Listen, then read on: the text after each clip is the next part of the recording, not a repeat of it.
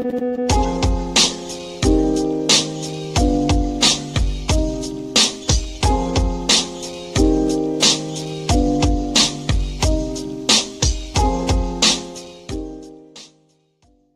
Trump and the Republican Party has changed the electorate. What do I mean by that? Well, let's take a look at party identification, Democrats versus Republicans. You go back to 2017, 5 points more of the electorate was Democrats than Republicans. You go to 2021 when Joe Biden was starting out, look at that, 6 points more of the electorate was Democrats than Republicans. But look at what's happened in February of 2025. Look at this. Republicans, there are more Republicans in the electorate than there are Democrats. Republican +2. So Donald Trump and the Republicans have remade the electorate. They've turned some people over from being Democrats or independents to become Republicans. New folks have entered the electorate who are more Republican leaning. And so when you combine that with the fact that Republicans are really, really behind Donald Trump, all of a sudden you get a winning recipe whereby you break the normal rules of politics and give Donald Trump that positive net approval rating when he had pretty much a consistently negative one in term number one. As I said at the beginning, he's copying Frank Sinatra, doing it my way. Well, the guy's losing his mind. He's just, he's not even counting independents, by the way. He's counting Republicans, which normally 95% of Democrats support Biden and 95 for the Republican, but the real missing part is the Indy thing. Right. And apparently some polls coming out past couple days do show Trump slipping a little bit. So I don't know how today, this morning, it went up to 50%. They were covering it pretty strong. The YouGov Economist magazine poll had him at the highest ever recorded Republican president in American history at this time in politics. He was in his own press conference this morning. He talked about the poll, and indeed, it came out today. YouGov / The Economist has him at 50% across the board in approval rating. So that's a new record, apparently, for a Republican president at this time. I thought that was. I knew he had the highest for a president in his second term. I don't know. I'm just quoting him. I didn't have a time to investigate it and drill down. I'm just quoting him from an hour ago. So no, I know. Yeah, Trump always has a spin. But the 50 is there. I mean, the 50 is up on the big board. Keep in mind, there's people with 18 who are in the Senate. There's people with 4 who are in Ukraine. There's people with 32 who just left the White House. Yeah, so, I got a fact check. Apparently, the Ukraine number was hyperbole. From what I'm hearing, that his number is much higher. Zelensky. I don't know about that. It depends where the deep state tells you to look for that number. I mean, positive or negative, I don't believe either one of them.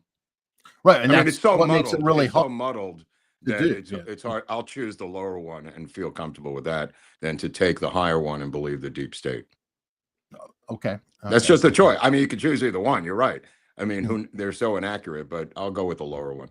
But by the way, that guy's finished. I mean, I don't know what happens to Zelensky now. I mean, he may be assassinated or eliminated by somebody any day now.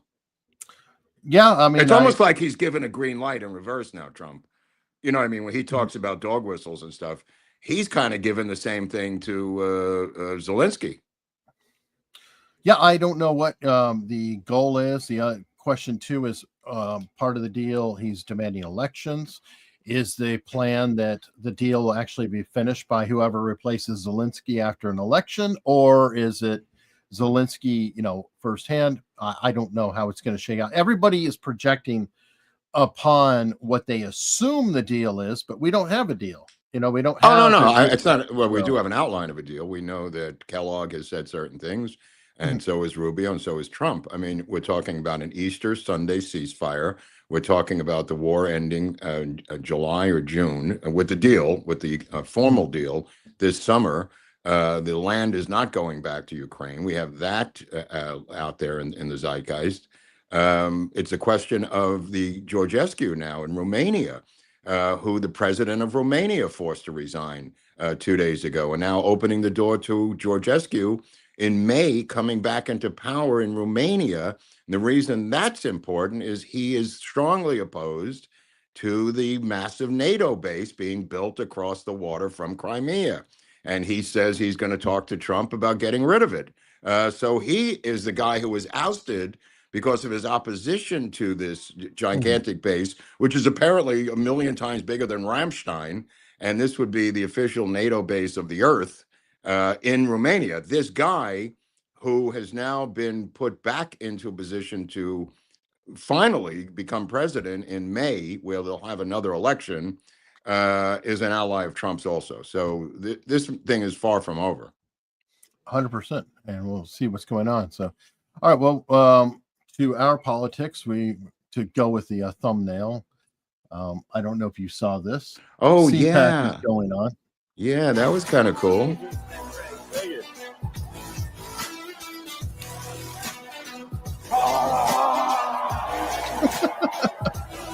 This is the chainsaw for bureaucracy. Chainsaw!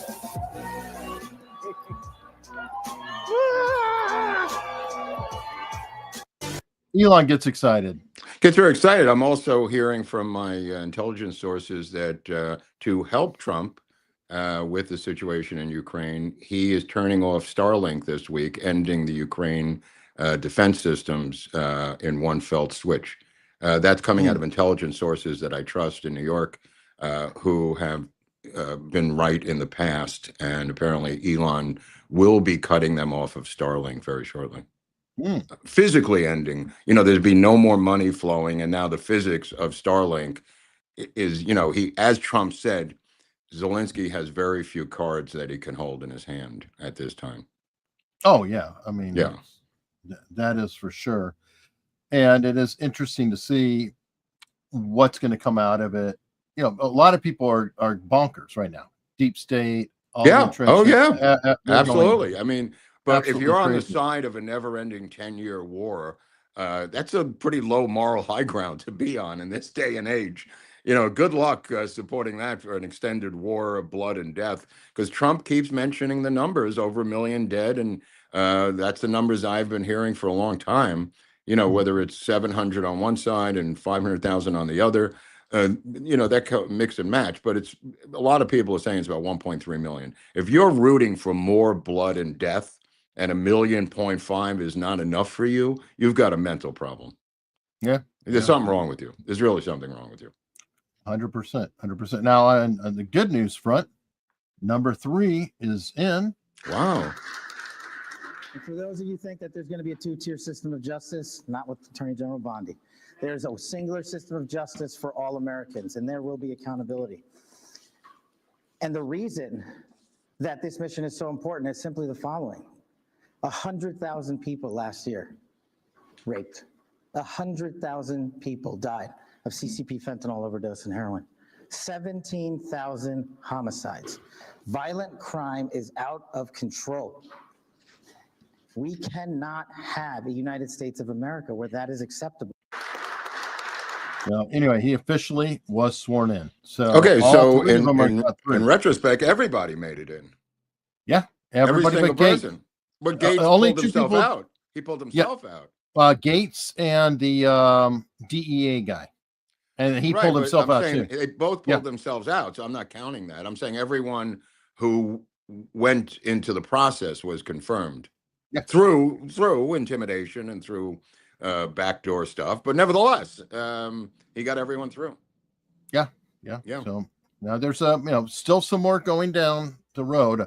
I think there's I forgot who it was, but there's somebody who's in trouble right now. And it's an odd one. I forgot which department it was, but apparently nobody's supporting her. Agriculture. Yeah, I talked about it. Yeah. Okay, well, and I guess she's flailing or something's happening there, and Spicer and them were saying that, what they're hearing is no Republican's going to pick up a phone and say, support her, and that she was an odd choice. Yeah, even that's what Robert was talking about. Plus, nobody's helping him out with Amos Miller. No, they're still going after Amos Miller in Pennsylvania for reasons that are inexplicable, other than revenge for having lost the case. What the hell's wrong with Pennsylvania? And I'm sticking with Shapiro switching parties as an oddball prediction of mine, just an oddball one. Yeah, I don't know. It's just idea I had that this guy's not sustainable in an anti-Semitic party that's run by the extreme left. Well, I mean, we'll see what happens. Yeah. That's definitely an odd one. Well, we have Musk in here. Hold on.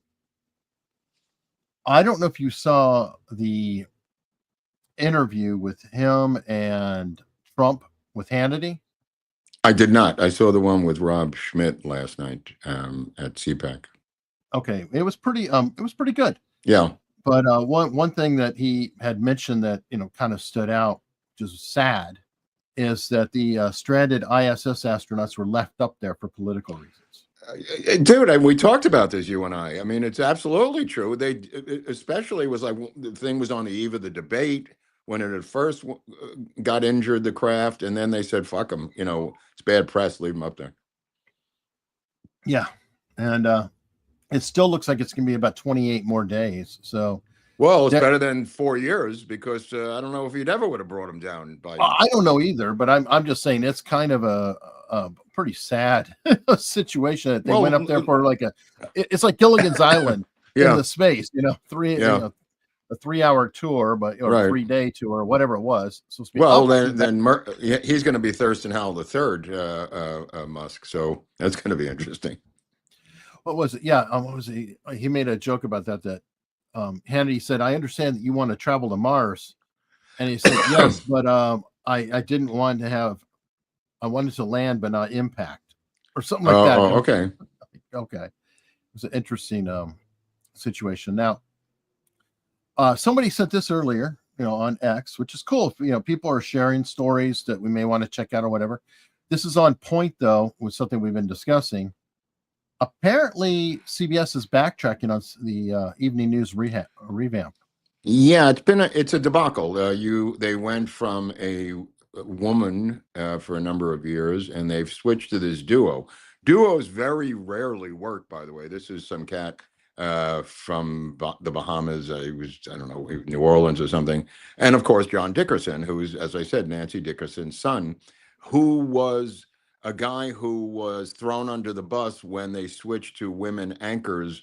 He was next in line. In other words, he was the Dan Rather who had paid his dues, Eric, for CBS. His entire life has been dedicated to this. So when they do finally go back and pull him out from under the bus, they go, by the way, you've got this guy from New Orleans here with you. You're not the full anchor. And double anchors very rarely work. So when was the last time it did work? Huntley Brinkley, yeah. I mean, there are others, but nobody's ever achieved the ratings of Huntley Brinkley or Huntley Groubert, as they now call it. Huntley Buckley. Huntley Buckley, the Huntley Buckley report. But yeah, it's hard because your head's going back and forth. You're going, he's starting a sentence, he's finishing a sentence. You don't know who to focus on. They've done a million studies on this, and CBS is going to pull one of them. Predict it's going to be John Dickerson because they can't pull that black guy out of there. Well, they're already laning it up because they're saying that Dickerson looks like he's caught in the headlights. Oh no, he's not. This guy's a pro. This guy learned at the age of 5 from his mother, bro. That's a cheap shot. Well, I'm just telling you, I saw that. Here we go. One source said Dickerson looked like a deer in the headlights during the nightly broadcast. No way. Well, another said the other guy's a complete unknown. He is. That's true. That is true. About the other guy. Yeah, about the other guy. It's a cheap shot. Dickerson's a pro. He's been there for decades. He could do this in his sleep. He did it. His mother was Nancy Dickerson, a spin-off mistress of LBJ. This guy's paid his dues, man. And sadly, he's going to be like Conan O'Brien of the news, right? He gets a short window and then see ya. Well, when they didn't give him the anchor slot, this is 8-9 years ago, when he lost that, they gave him a morning show, and it was so insulting. It was like taking Dan Rather and putting him on Good Morning America, in the equalness of that. And I thought, wow, that's a low blow. But then I thought, okay, Dickerson's back, the chicks are out, and now this. Yeah. Well, I mean, it is CBS, for God's sake. I mean, when you look at how they did 60 Minutes over the weekend and everything, there's speculation of CBS News may be gone in a year. Yeah. Well, the Trump lawsuit, I mean, against Paramount and CBS, it's $20 billion. I mean, once those discovery documents start coming out, heads are going to roll again. You know, of people saying bizarre things in emails and texts internally that they're going to try to settle before those emails come out, obviously. Yeah. I mean, well, I'm here for it. You know, go away. Yeah. Brendan Carr, the new FCC director, is so gung ho. He's the Homan of ICE at FCC. I mean, he said, I'm going to go after their affiliates, which are licensed. The national networks, the affiliates are licensed beneath them. And he is talking about yanking those licenses. I would love that. I would like the idea of yanking all the licenses and making them all have to reapply for it, and then allow like Newsmax, News Nation, you know, allow others to potentially come in and become a licensed network. You know, who says it has to be Fox, NBC? Why not USA? USA could fight for it, or you know, any other network who wants to try to get a license. Right. Well, just to give you a little history, even LBJ had a network in Austin. So over the years, what happened was the big networks bought them up. They were WGN of Chicago, as our Chicago friends know, used to cover the Cubs, WPIX in New York. All of these little ones got bought up over the decades by the majors, and then they still let them be independent until Obama came in. Then they started using 5 to 10 minutes of the national feed, and that changed local news. They explained it as being a cost-efficient reason for doing it, but it really wasn't. It was about propaganda. And they picked up the 5-minute national intro story-wise from their parent company. And I thought that should have been regulated back then, and it wasn't. And they still do it now, Eric. You know what? Sorry, this is going to circle back, but you were talking about the partners. Yeah. And one thing that popped in my mind is partners work with local news. Yeah. Oh, absolutely. Yeah. Absolutely. So I think that might be the issue, is that for national news, having a singular voice works really well. But when it comes to the local news, having that byplay between the local anchors seems to be more effective, because I don't. Well, historically too. I mean, it's usually the case, you know, and they cover different stories, or they, you know, do the same story and they spin off a little bit, you know, camera wise. Right. But yeah, I mean, there's two things that happen in news that I recall. One was the beginning of the national news, and people at home who remember this, you can comment down below if you remember what year approximately this began to happen. And it did happen. National news began to cover the weather as news. And if people remember that year, that period of time, comment down below, because it was a change. They never covered it unless it was some mega thing. A hurricane coming, Right. Actual news. Actual news. And that led into climate change storylines years later, took years, and then it became a mainstream of national news. So if you remember that particular time, I'd love to see people's memories in the comment section of when they remember that happening, if at all, because I do remember it, and having discussions with my family about it and everything else, going, can you believe they're covering the weather? And it was the difference. It was a big difference. You know, the fact you say that, that's like the weather's leading into horrible things to come. So you mentioned that. Yeah. I'm going to one up you and say in recent years, they started to name winter storms. Yeah. Oh, yeah. Yeah. Yeah. So it's like anything to amp it up. But if you go back before, and I don't know what year it was 2010, 2005, I forget. There was no weather on the national news unless it was Hurricane Donna, major hurricane in Florida, whatever. Real big news. Yeah, real big news. And unlike the big news Brzezinski, which was not such big news, Mika Brzezinski's father, who was the anti-Soviet maniac who got us into this mess in the first place, but that's a story for another day. The news being picked up by local affiliates was probably about 7 years ago, but the weather thing was about 10 or 12 years ago. Okay, all right. Well, okay, some more good news. We'll switch networks. Let's go to ABC. Okay. Apparently, the morale is down at ABC. Well, if you look inside, dial back the criticisms of Trump. you look inside that story, they were warned by the producer. I think it's in the third paragraph or something. That the guy actually said to them, "You got to tone it down." You know, okay, the firehouse in there. As following when they were having to do 4 legal notes or disclaimers. Right. I remember when that happened, and but even before that, the producer of the show told them to turn it down in their anti-Trump criticism, and that led to them being really embittered because that's their entire life. Well, yeah, I mean, you have to admit, though, it's ironic. I was shocked. I did not realize that Sonny Hostin was brought on as a legal expert. Yeah. But Sonny Hostin has read more freaking legal notes because of her stupid ass mouth being wrong ever. So it's like, okay, well, there's a DEI lawyer. Well, she's not Alan Dershowitz, who apparently is not happy with the Kennedys from what we discussed last night, Eric. No, he is. He's not the guy you want to talk about, but yes, Schlossberg did this weird ass. Here's actually this little crazy clip that he did. Oh, go ahead. Yeah, go ahead. I haven't seen this on his Instagram.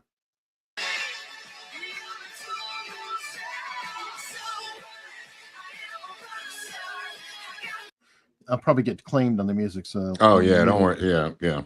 But he's just sitting there with the skeleton, and it was after he was offline for a while, and he's going after Dershowitz, claiming that somehow Dershowitz murdered or killed his wife. Right. And now I did not know this, but I went to his first wife. His first wife.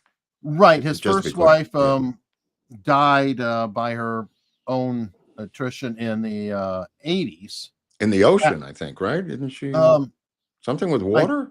I think she drowned herself. Yes. But that's so easy to do. I mean, there was a dispute, I guess, over the children. I think she lost the custody. Yeah.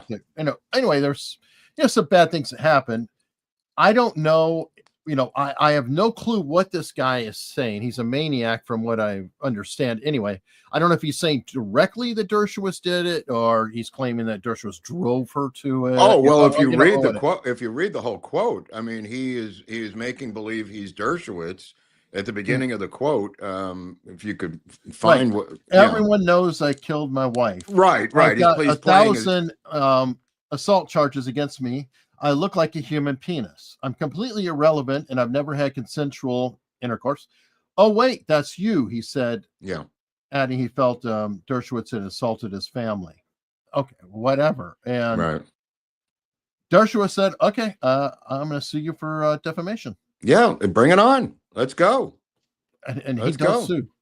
I mean, it's like Dershowitz like a junkyard dog. I mean, he is not going to back off and try to settle. I mean, it's not his game to settle with some Kennedy crazy kid who keeps railing against Trump and RFK Jr. This kid's never had a job in his life. He is just on social media. And at the end of this thing, he claims that he's shutting down all his social media. And we've heard that claim before from many people caught in the web of their own deceit. Well, it looks like his dancing with the skeleton thing is after he shut it down. He's back. Yeah. Oh, I didn't know. Of course. I think that's the. He was moving to Greece, I think, with Tom Hanks. The Trump thing, and look, I mean, his mother is Caroline Kennedy, as we all know. She went up to see Trump last week. I assume she was threatening him about taking the name off the Kennedy Center in Washington, D.C. That's now being run by Rick Grinnell. Rick Grinnell, who loves Wicked, he saw it on Broadway and he's seen the show 100 times, but he's gay and he should be in charge of the Kennedy Center. And he was the ambassador to Germany. Try asking me to be the ambassador to Germany. I'd get into a fight as soon as I got off of Lufthansa. I'd be fighting with them, throwing Wiener Schnitzels at them. But a gay guy who's normal and balanced like Rick Grinnell, who also says, when and if Kamala Harris announces he's going to throw his hat into the ring to try to stop her, that I got to respect that. I don't, good luck watching Wicked 50 times on Broadway. No, I know. I'm sorry. I'm going to. But that's what they love musicals. I can't look. I watched The Brutalist last night and the night before because it's 2 parts. It's 3.5 hours, so you don't have to do it. And The I same won't. thing with Wicked. I watch Wicked so straight people don't have to. Okay, I'm stronger than a lot of people. I could take it. Sure, I was yelling. Sure, I was throwing things at the TV, but I did it. And Rick Grinnell is stronger than me in this regard and is now in charge of so many things. He's like, his title is Special Envoy to the President of various things. I mean, it's not just that he's like a roving envoy for the president, one of the greatest jobs of all time. Imagine being the roving envoy, having your fingers in all these different pies. It's just weird. It's a Yeah. weird, But anyway, he's a he said, fixer. not really, because he is going to book the talent at the Kennedy Center because they had such obscure talent. They had like a tranny hour and all this stuff at the center. The center was going bankrupt because they couldn't sell any tickets. I had no idea. Did you know this? Well, no, I haven't really followed, but I'm like, it's Kennedy Center Awards. I mean, gives away to like major comedians and stuff. I would think they Right. could book That's anybody just- they want. That's just the awards. During the year, every single week, it is a performance center for pay, for, selling tickets for art. And instead of the art being broad-based, I didn't know this, it has become a microcosm of DEI and tranny art. And that's why Trump shut it down. Because not only did they spend all the money, not only are they bankrupt, the art is so minuscule and minimal that it's essentially far left art. I didn't know that. So Grinnell said he's going to start bringing in ballet, he's going to bring in opera, he's going to bring in country, he's going to bring in art that reflects the broad spectrum of the United States. Well, and I thought it had. What's that? And stuff that'll sell. I mean, I'm just thinking about like, it's a good location. You're talking about Washington, D.C., right? You could get a lot of acts that'll just drop there, even on their tour on an off night. Well, okay. Let me just interject. It's not about acts. It's not about making money. This is a United States special performance center. It's not the Fillmore East. So you're not trying to make money. They're not trying to make money. It's a glorification of the United States. It's like Voice of America. It's not supposed to be like the Fillmore with Led Zeppelin. So that's not what it is. But what they had made it into, which I did not know, was some sort of far left art thing that was bankrupting the entire place. And but that's what I'm saying. I'm not saying that it's the Fillmore East. I'm saying acts that people want to see. Yeah, that's what that are American. Yeah. No, they're not necessarily so. I mean, you could bring in ballet from other places. I mean, that's been done before. You could bring in the Joffrey. You could bring in the Russian ballet. You can do that kind of diplomacy. You know what I mean? Where you have a different art coming in and we're going over there, whatever. The point of the matter was, I didn't even know this. All the money was stolen. All the money was gone. And they gave it to the artists. Anyway, it's a mess. And Grinnell is apparently in charge of it. And Caroline Kennedy came up to see Trump, and from what I understand from my sources, she threatened to pull the Kennedy name off of the building. So Trump can put his own name on there. That's what I said. Because he's now the head of it, which he may do, but I had a better idea, which I told Emerald Robinson, make it the Robert F. Kennedy Jr. Center and still have the Kennedy name on it, which would be a great fuck you to the rest of those psychos. Oh, it'd be fantastic. Yeah.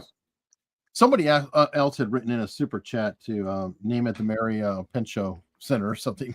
Oh yeah, I read that. Yeah, that was pretty funny. That's pretty funny. Why not? That would be hilarious. But now with Caroline Kennedy, her son going berserk. I mean, you got to take care of your own home. You can't just go out, be the ambassador to Australia and Japan while your son's on meth, blasting people out on Instagram. Try taking care of your home, like Jordan Peterson says. Clean up your own room, lady. I'm sure he's saying what she's saying. Of course. Yeah. So it's like, what's there to clean up? I mean, look, she's terrified that those files of the William Manchester chapter are in the CIA files, and I believe they are. And if that comes out, it's going to be an interview with Jackie Kennedy alleging and believing that LBJ killed her husband. That's worth the price of the files being released right there. That interview that she went to court to suppress. With RFK. Absolutely. All right. Well, we got a minute. Okay. There's something coming up in April I think we should discuss. Okay, let's talk about it. Go ahead, big guy. Bring it out there. Well, I'm not the big guy. This is the big guy. Well, right now you're bigger than me, but he's the big guy. He's the big balls big guys, big, bald, bouncing, brash birthday bash of the big barns. This is going to be great. And I just have to remind you, Eric, everyone should get one of these wonderful coins from Eric. If you show up, if you're somebody who, and I think we forgot him last time in Boca, but Eric, I'm sure, will deliver on these coins this time around. So, and these are heavyweight challenge coins that Eric created. So that's another attraction for the event. Yeah, this is we deal with veteran companies, and this was put together by a veteran company. I went back and forth with them. They're wonderful artists who came up with a great design. It took several rounds talking with them back and forth to get it exactly right, because those who have it will confirm it's a very complex design. There are a lot of colors in it. Yeah, more colors than you normally will see, and they went all out to make it something, you know, truly special. You know, I was reading this. Hopefully, we'll give them out this time to the people who are right or no. That's the goal. Oh, okay. I'm sorry. I didn't want to step on your operation there. Okay, so Barnes is coming. Viva's now announced to me that he's coming, bringing his son Ethan. So he's going to be there. We're going to have a 4-way panel discussion with the 4 of us, Q&A from the audience, interaction, buffet. It's going to be on Saturday night. It's open to everyone on the earth except obviously Talib, Presley, and the one from and that group. But everybody else, you're quite welcome to come and enjoy yourself. There's a Kash Bar and Kash Patel, and we'll celebrate and conspire and do all these different things. It's April 12th. It's a Saturday night, 7-ish, an Italian restaurant in Vegas, a very famous one, made famous by Frank Sinatra. That's all I'll tell you about at this point for security reasons. But this is going to be a lot of fun, and hopefully you guys can make it out there. All right, everybody's fussing about the coin because we were in small windows. Here, how about this? Can you see that, folks? Oh, look at that. Oh, I can't see anything. That is what the coin looks like. Okay. Right. Hopefully it's clear enough. You can see that's clear, brother. What it looks like. Basic detail, everything in there. Well, So, Barnes is going to get the bigger. second annual Friend of America's Untold Story Award. I told Viva, jokingly, of course, that he's got to bring the original with him so we can pass it on for because of DOGE and economic reasson. We need to pass it off. We have to take his name off it and put on Barnes's name on the same trophy. And he, of course, he believed me. I wish you would bring. I know we should have let him bring it, and then Yeah. put a piece of tape on it. That says, right, just like those, like USAID. That'd be fantastic. Yeah, you know it's what going else to be a we're lot gonna of have? fun. We're going to riff and you could, you get to meet us and talk and bring all your conspiracy. Bring your books because I'm driving. So if you're going to bring a book, it's easier this trip than other trips. There you go. And by the way, one thing we will also have there is our coffee. Oh, right on, right on. But you don't have to wait for the event to have the coffee. I mean, good God, I'd be in trouble. I drink this every day. Plot twist. Multiple. I drink a pot of this every day. America's Untold Stories. Wow. Supreme Breakfast Blend. I am highly addicted to it. It is fantastic stuff. I drink a bag of it every 2 weeks. Yeah, he's a double bagger. Wow. A single bag, double weaker. But it is a fantastic blend. And there you go, Mad Scientist. Coffee is for closers. Coffee's for closers. As the illustrious Alec Baldwin said, and you can find links for it below. What's second place? Phone at the TV. Second place, a set of steak knives. There you go. Anyway. Well, that'll be fun. We got that business taken care of. Do you have a commercial you want to do, or you did that? That's it. Week? This is, you know what? Oh, we're selling our own, our own Yeah. product, which I'm always happier to do anyway. We do have, sponsor ads that'll come back up, and I always appreciate them. But, just like the coins, put together by a veteran-owned company, our coffee put together by a veteran-owned company. Right on. And everything, was just custom brewed. He was very fortunate to get the bags in before the tariff war talk started because Right. things were looking really, really sketchy, and he buys Well, a whole I'm lot. celebrating the return of straws by Trump through this executive order.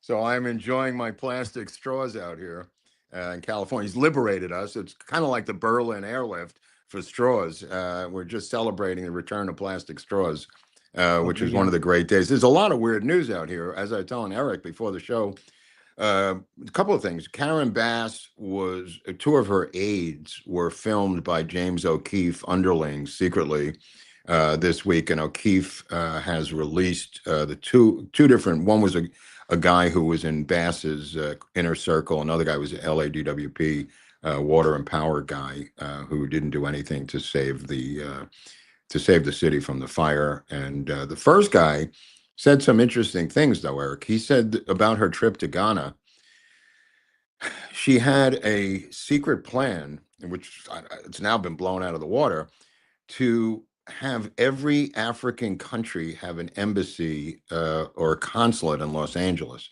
Nobody knew this. She was operating her own foreign policy. I'm breaking this news now, but O'Keefe is the woman who interviews one of his aides is the one who says it. And that's on the O'Keefe tapes, which I'd highly recommend if you can find them. They're on, this guy's name was Alex Boz.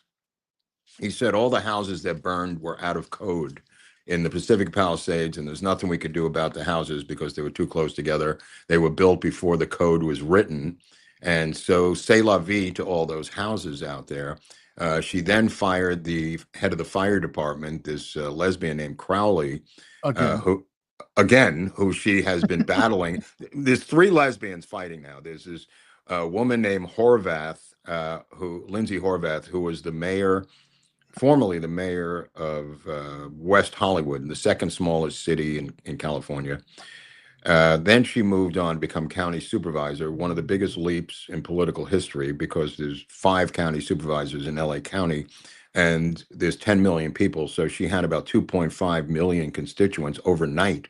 And of course, they've all burned to the ground. So now she has nothing again. One of the strangest political stories. Anyway, she's an avowed lesbian who's fighting with Karen Bass, a secret lesbian who just fired the chief of the fire department, who's also an avowed out lesbian. So this lesbian triangle of all of the three of them is going on for weeks, by the way. I don't know. I don't know if I would say she's a full lesbian, Mark. I think she would pull back for the original team if she could have been with Castro. That I don't know. These are just rumors that she's never had a man. She had a husband at one point 40 years ago. But anyway, so Karen Bass was going to Ghana not to do anything, but to try to get these people to come here and have a consulate. So the undercover woman asked them why we needed a consulate from every African country in LA.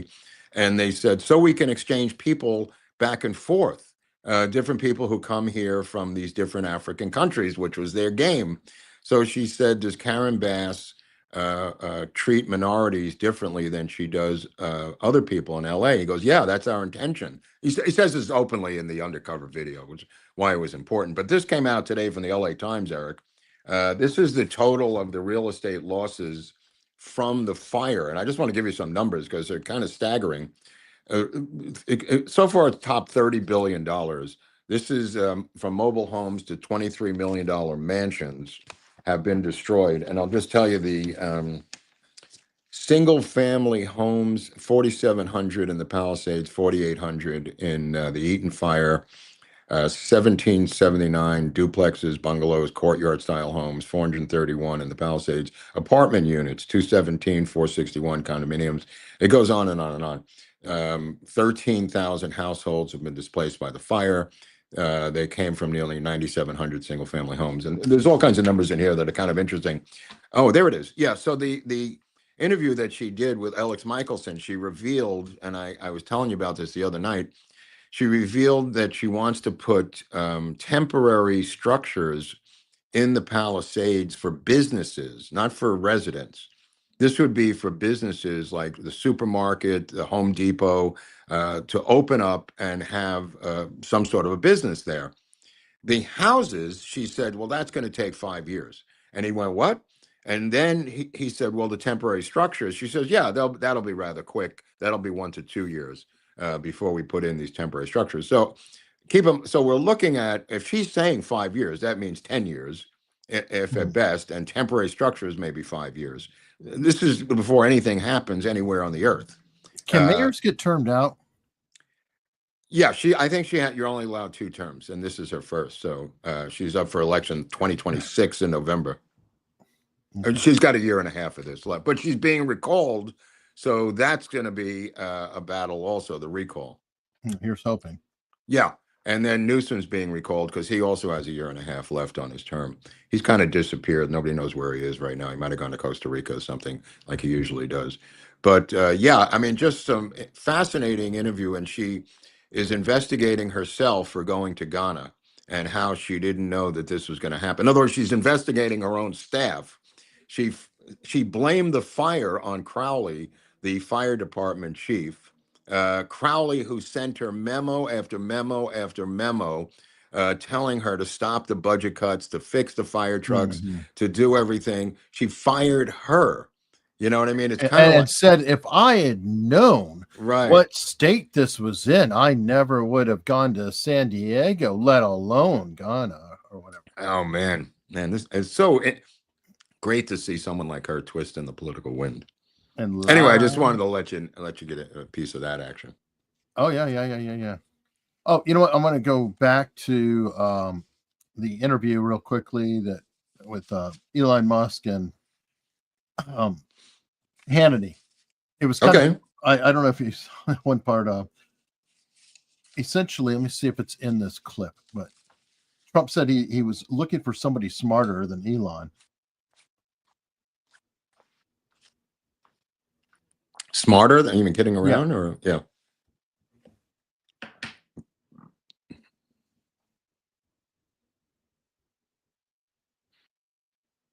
Well, I was watching. I don't know. We covered the Rubio thing with Nora O'Donnell, right? Or was it Nora O'Donnell? Oh yeah. That was so Face the Nation. The Face the Nation woman, Margaret Brennan. Margaret Brennan. I take that back.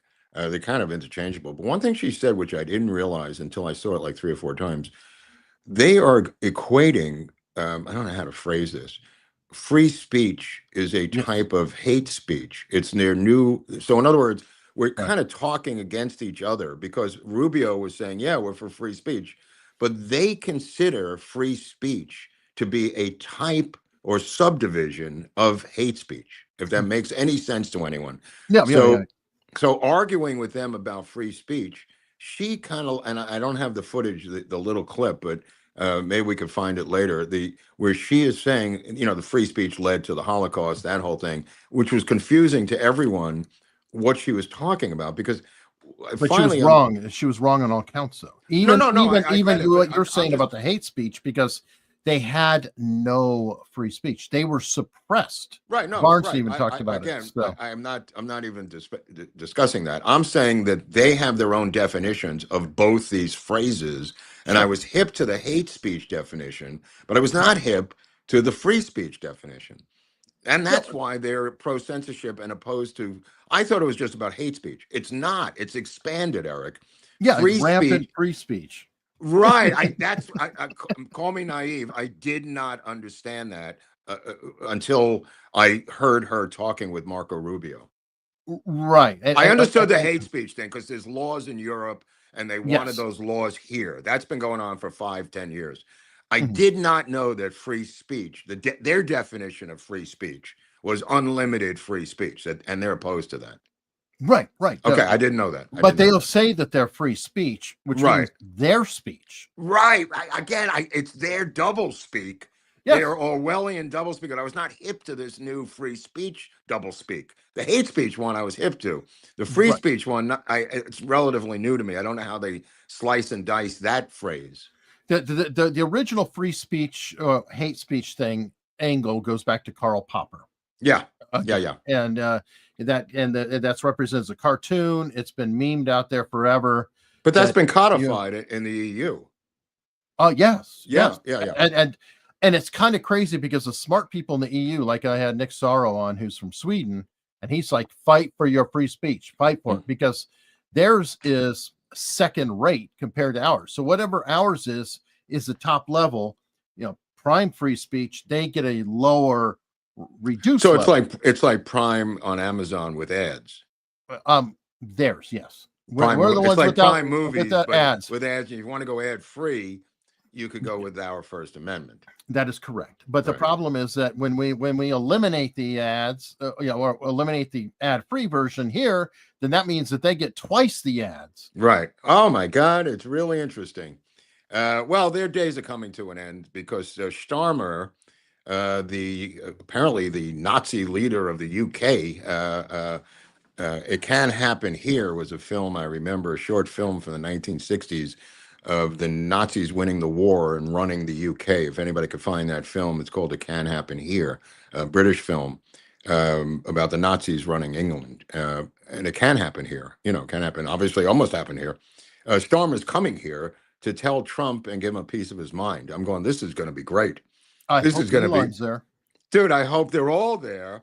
No. I hope specifically Elon is there. Yeah. Because Elon, and I covered this on my channel with Gavin, did a body language thing about Starmer, who's rattled completely by Elon Musk, who's been calling him out and trashing him for a while, because Starmer is more concerned about Ukraine money getting in there than investigating Jimmy Savile types in his own country, which he was responsible for directly. Yeah.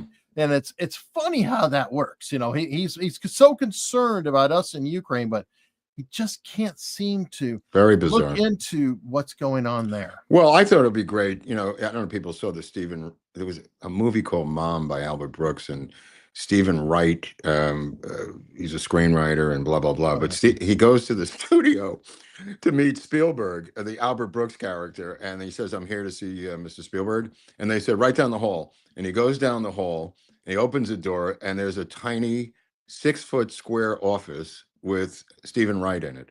And he goes, Spielberg? He goes, yeah, Chris Spielberg, his nephew.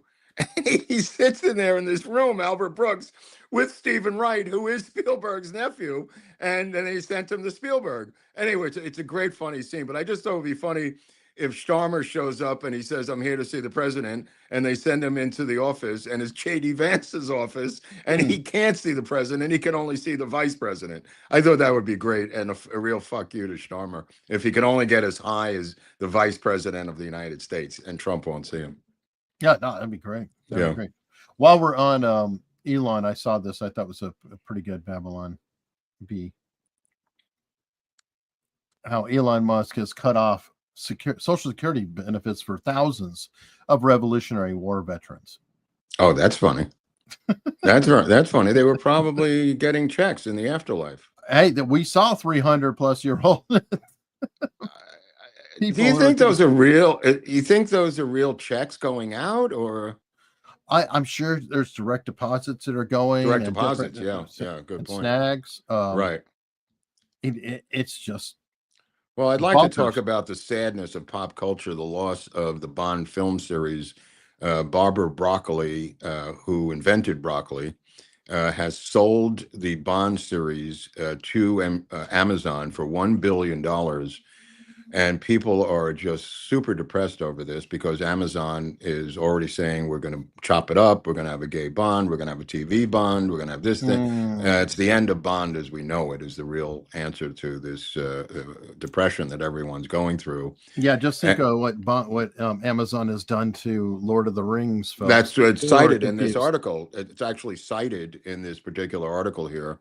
And other articles that they are a wrecking crew to any of this, and they're going to be a wrecking crew. They don't need Bond. It's just a badge that they could wear to have Bond and destroy it and make it into something. And Jeff Bezos now owns James Bond, and a dark day in Hollywood is all I could say. It's not even Bezos, though. I know. Yeah, that's a sad. Well, Bezos, Amazon bought MGM. MGM controlled James Bond. And Barbara Broccoli has been controlling it in a good way, creatively, since the inception of Bond. Her husband had it. He died, blah, blah, blah. She took over. the Broccoli family has controlled the Bond creative since the beginning. Yeah, and done well. I mean, she's helped to not all of them, but I mean, for the most part, there's some stiffs in there. Sure, but the overall theme of it, definitely. She survived the Me Too Bond era. She survived the DEI Bond attempts to overthrow Bond. I mean, all of those storms she weathered, and survived politically. And now to just give it up to Amazon, it's just really sad. Well, how old is she? She's old. She's old. But I mean, people thought that she would, pass it on to the family as, whatever. But maybe, but for all we know, she has a bunch of woke kids, and she's like, that's what the next story was I wanted to get to. Oh, sorry. No, you're right. I mean, it's perfect segue, Eric, because I wanted to get into Rupert Murdoch's battle. He went to Nevada to try to change his trust from leaving Fox to Lachlan James and the daughters, who are apparently far left, except for Lachlan. He wants to switch it and leave it to Lachlan, who is like him. And the judge in the case said, you can't change your own trust. I don't even know how that's possible. So apparently Fox is going to become completely MSNBC, and they're bragging about it. James and the two sisters, who are far left advocates, when Rupert dies, they will be able to outvote Lachlan, and they'll have 75% of the vote of the 4 kids. Good boy. Yeah. So he went to court, Rupert Murdoch himself, and the judge ruled against him. I don't know how you can't change your own trust. I don't understand this. Well, I mean, look where you have the judges now in just a federal, arena. So yeah. Yeah, here it is. Fox News air vows to radically change network. Yeah, that's Rupert Murdoch's sons on the The guy on the left is the twat. Right, and that's Lachlan on the right. I think so. Okay. I mean, unless he has other sons, but no. It's two and two girls. Okay. From what I understand, but I just don't understand the law part of this thing. How you can't change your trust and do something. I don't understand. Well, there are appeals courts. Right, and he may have to just kill the 3 of them and just or have them drive off the road or whatever. I wouldn't want to be Rupert Murdoch's Oh, is it irrevocable trust? Irrevocable trust? Yeah. Yeah. Okay. I knew there was something legal that was unmovable. Oof. Boy, oh boy, what a mess that is. Yeah, it is. Folks, be careful when you make a trust. Yeah. Make sure you can trust whom you're leaving a trust. Who are you going to leave it to? Who knows? You know what? I kind of wonder if you set up parameters ahead of time and then say everybody gets a piece of it, but it has to. You leave it with somebody like Broccoli before she sold out. Writing certain standards and rules and guidelines, like you will not do this or that or whatever. But all right, what else you got in the hopper there? I'll just tell you this. I watched, just as long as we're talking about the films for a second. I mean, I watched The Brutalist. I'm down to one film now that I have to see, this Brazilian film, You're Not There, by Walter Salles, which I understand is pretty good. But The Brutalist was brutal. I don't know what they're thinking of, that this is, they're comparing it to There Will Be Blood and Godfather 2 and Once Upon a Time in America. I mean, this is insane. The film is completely unwatchable. The worst acting I've ever seen. And I think I know what I'm talking about. I just was stunned at all the awards and fanfare this film is getting. Just absolutely shocked how bad it was. I think it's close to almost 4 hours long. In the middle of it, there's an intermission where you could go out and shoot yourself in the head and then come back, somehow surviving this thing. But holy cow. Guy Pearce is in also. So. Okay, so out of all these hours, it sounds like you've spent 2 days worth of. Oh, it's more than 2 days of watching. Yeah. Is there anything of quality or tolerability that's? That's what I said. And the Bob Dylan film is not the greatest film on the earth, but it's the equivalent of Walk the Line. Same director, James Mangold. That had Joaquin Phoenix and Reese Witherspoon. I would highly recommend. This is the one film out of all of these 10. There's 10 nominees. oddly enough. And then if you go to the nominees for actors and directors and actresses, they're not even the actors and actresses of these films. In other words, they're not even nominated. There's a separate group of people nominated for the most part who are not in these films. That figures. Wow. I mean, this may be the lowest level they've ever fallen to. But the James Mangold film, the Dylan film, well worth watching if that's your cup of tea. Really well done. Period piece, 1960 in Manhattan and Greenwich Village. Really well done. Well, I mean, at least there's one. Yeah, there's 1 out of 10. 1 out of 10 films. Make it the easy choice. Yeah. Wow. Okay. You sent me this. I figure you could tell me about it. Uber for bodyguard launches. Dude, this is the biggest story of the year because it's only LA and New York.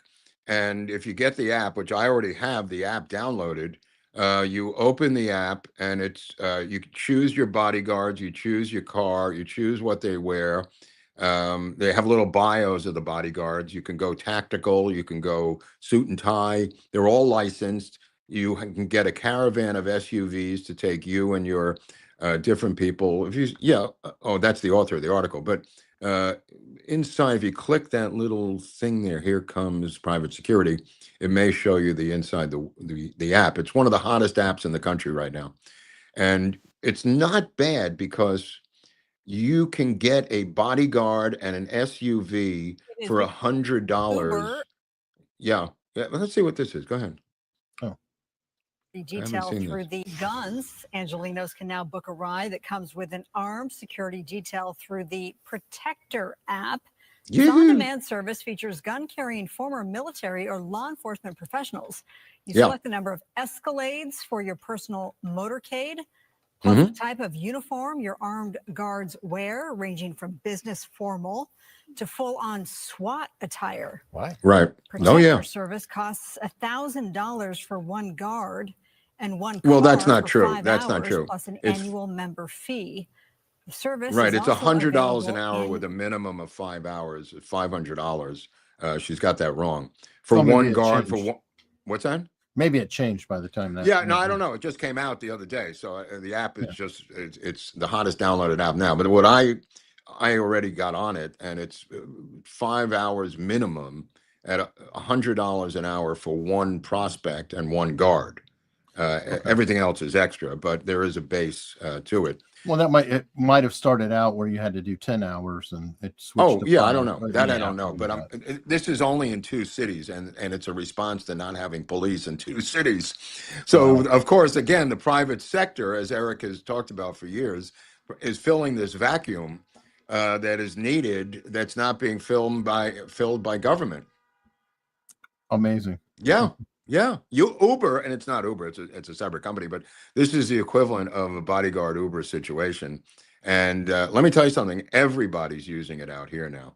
And I don't know what's going on in New York, but they're taking the guard and they're taking it's an SUV. I mean, if you get Uber, you can order a different car.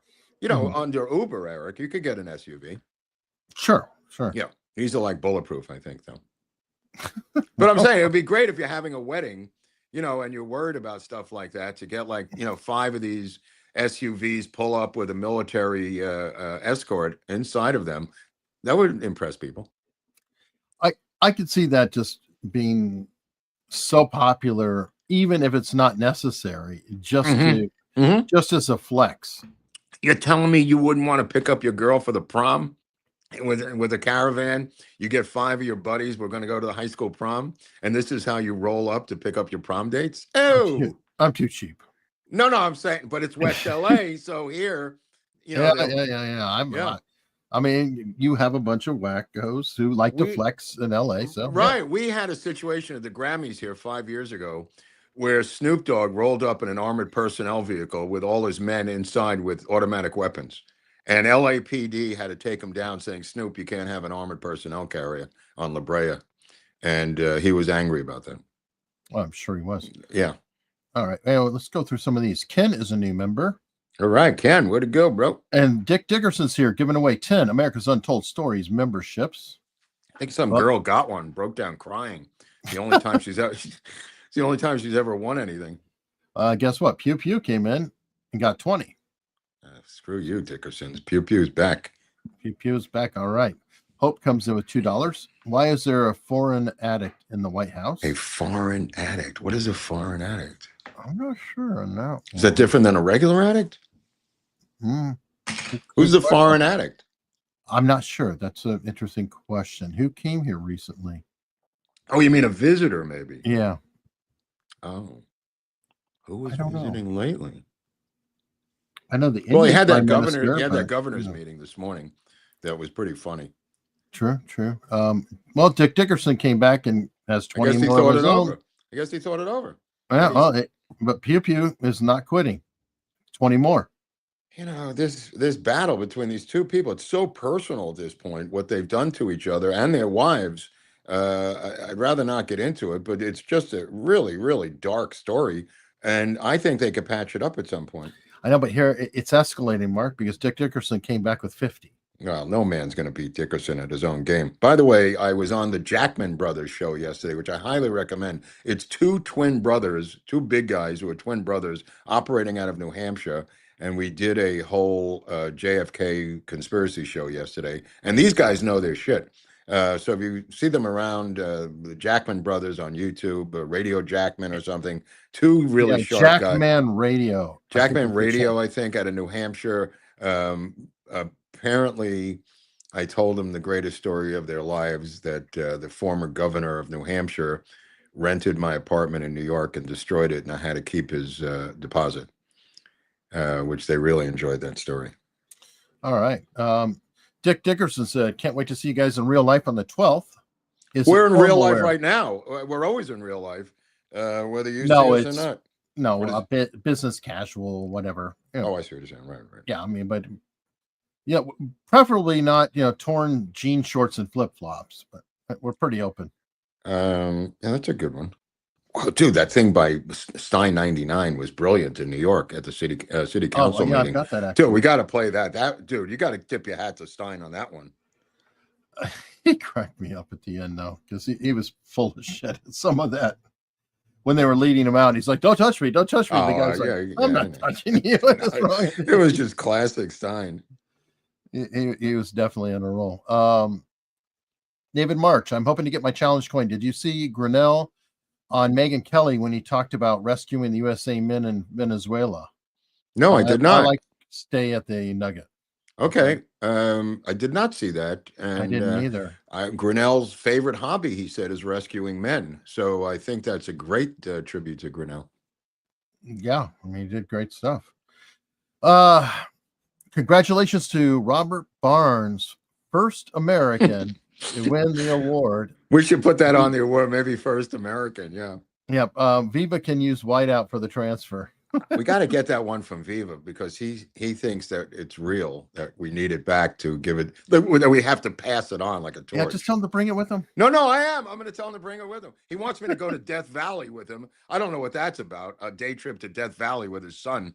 I'd rather not get involved in that, but he's thank God it's April and not freaking July. No, it's the only time you could go. I mean, nobody goes past April, so he is correct about that.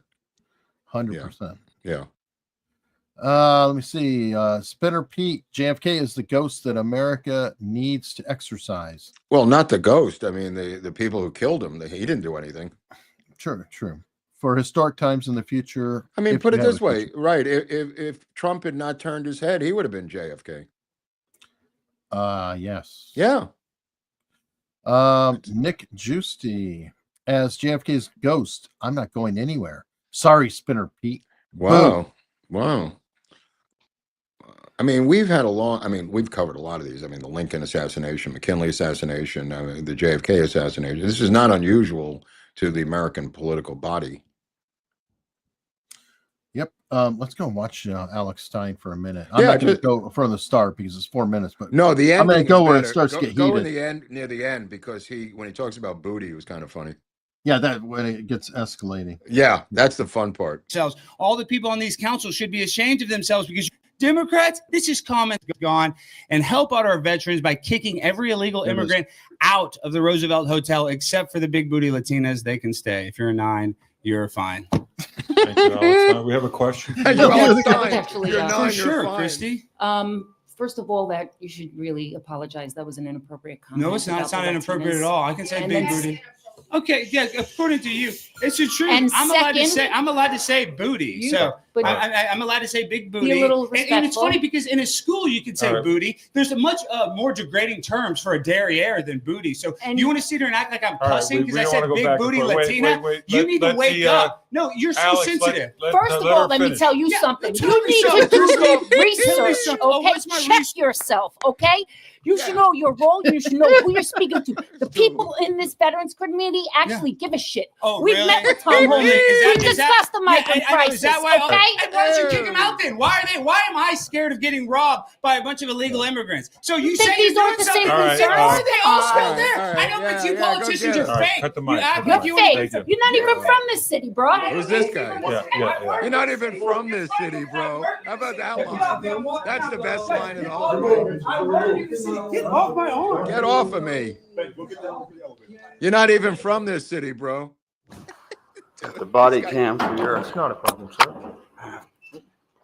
Sir, please enter the elevator. Sir, enter the elevator. No one's touching you. No one's touching you. You know what he's trying to do? No one's touching you. I know, but listen. You can play your game all Yeah, you but you're want. trying to step on my foot. You're I'm trying to all the be way so over here. slick. You're trying to be. We're not walking the elevator, so quit trying to play stupid. I know you are stupid, but why don't you try to play like you're smart for 5 seconds? 5 seconds. 1, Yeah, 2, 3, 4. trying to touch me. Dude, it's New York, bro. It's pathetic. They're not buying it. I like that guy. Yeah, hey, dude. go do what you need to do. Go step and fetch some more. Bravo, Alex Stein. I kind of like the guard though. It was Right. doing I his. He How about the handled chick Stein just pretty yelling well. At him? The chick completely goes. Oh, he got completely- her. Oh, it just. Oh, that. She goes full Brooklyn on him. She changes her accent, and all of a sudden she's full Brooklyn. That Oh, was yeah. wonderful. Mazel tov, Alex Stein, who's not a Jew. Way to go. Who? That- Yeah. Jonathan that- Gross is his rabbi, even Uh-oh. though Alex Stein is not Jewish. Go explain that to me. It's Alex Stein, dude. It's Alex Stein. Genius, absolutely genius. That was funny. All right, what else you got in there that's fun? All right. How about that flight out of Atlanta? Do you see those people in the waiting room just waiting for their plane?